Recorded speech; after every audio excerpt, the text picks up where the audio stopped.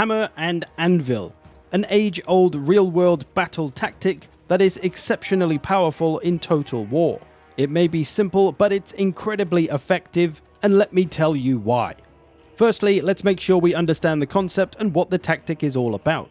The words hammer and anvil are merely an analogy relating this tactic to how a blacksmith might smith a sword. First of all, you need an anvil, a strong, sturdy surface that you can hammer into that will hold well. This in battle is typically a front line. And then we need a hammer, something to smash into the anvil to get the job done. Most traditionally, this would be a cavalry of some kind. So it's all about taking the hammer into the right position and then using it to smash down into the anvil to reshape your material. And if you understand how hammers work, you'll know that you want to do that more than once. You will hammer, hit, pull away, hammer, hit, pull away, hammer, hit, pull away as many times as needed. This is hammer and anvil.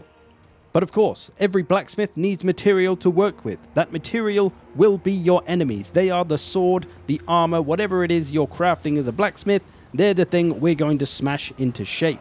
It just so happens that in this case, we want our enemies to be flat and dead, which isn't really a shape, but you get the idea. And once we brought our hammer into the anvil, what's really going on here? Why is this tactic so powerful? Now the obvious answer is it's going to do a lot of damage, right? And that's true. You'll hurt the enemy with the collision from the rear charge, and you force the enemy unit to fight on both its front and back. The models at the front of the unit are fighting the anvil, and the models at the back of the unit are fighting the hammer.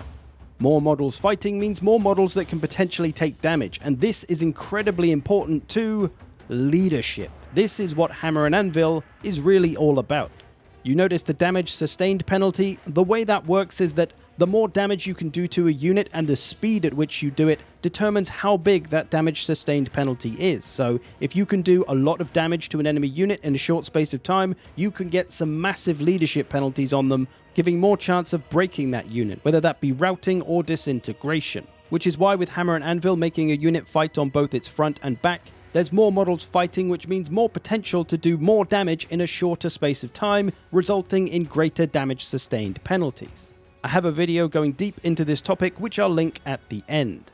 You'll also notice the attacked in the rear penalty, a pretty chunky penalty at that, as well as the exposed flank penalty that you'll get sometimes as well. So Hammer and Anvil is truly about inflicting leadership penalties more than anything. The more of them you can stack up, the more potential you have to rout your enemy. Now another question you might ask is, why do we hammer? Why not just hammer down and leave the hammer there? Why do you keep pulling it away and smashing it back in again? Well, this is because of how the stat charge bonus works. As you can see on these Griffon Legion, they have 72 charge bonus. This means on the impact of them doing a charge, they will gain a massive damage boost. But it only lasts 13 seconds and does degrade by 7% every second as well. So when you charge in, you only want to leave your hammer there for about 10 to 15 seconds before it becomes way less effective, and in most shock cavalry's case it'll have low melee defense, which means it has more potential to take damage the longer it sits there. So we do what's called cycle charging, which is basically just Hammer and Anvil, where you go in and out, in and out, in and out. This allows you to repeatedly get your charge bonus and thus maximize the power and the damage of your hammering unit. So that's all of the concept behind Hammer and Anvil and the way we use the units.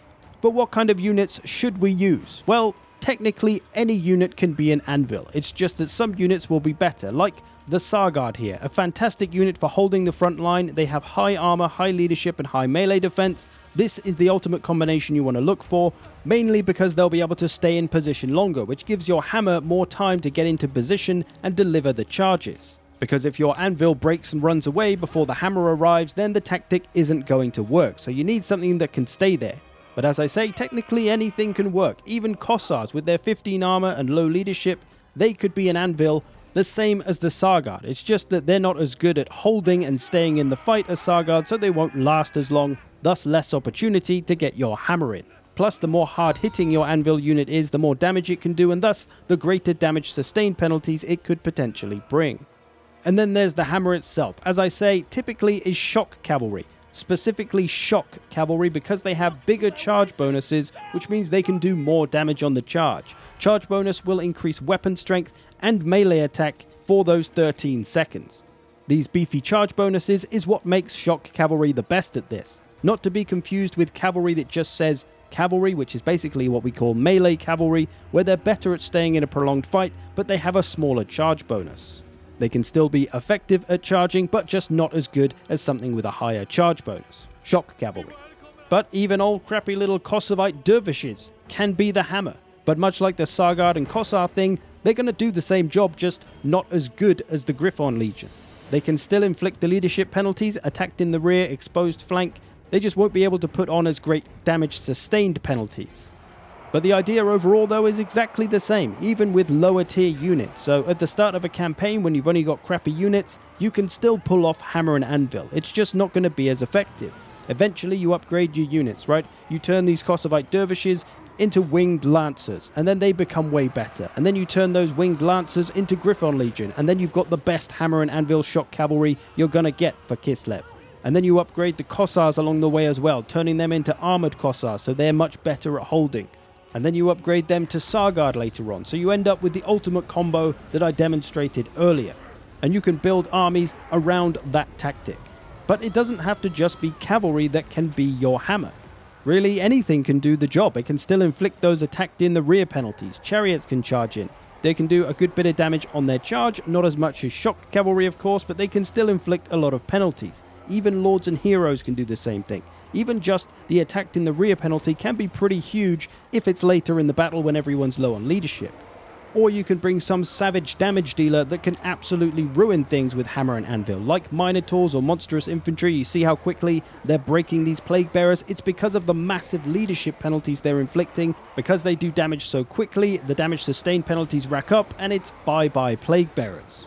So understand that really any kind of combination of units can be Hammer and Anvil. It doesn't have to be infantry that has to be the Anvil, but they generally are the best. Typically and traditionally, it's infantry and cavalry that do this, but in Total War Warhammer, we've got lots of options and lots of choices. As long as you flank, make the unit fight on both sides, inflict lots of leadership penalties, the power of Hammer and Anvil will stay true.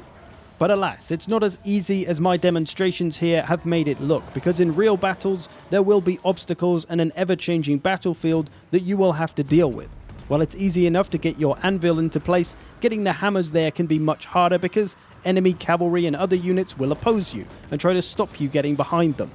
So you can either plan heavily for this tactic, and there's ways that you can make it more effective and easier to get round behind the enemy, but very often you'll probably just find impromptu situations where you'll see the opportunity to hammer it into an anvil without really trying to set it up, but know that it will be very powerful and bring all of those lovely leadership penalties to your enemies.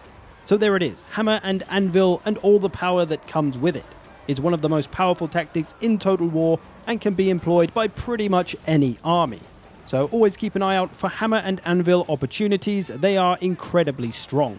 I hope you've enjoyed this. Thanks for watching. See you in the future.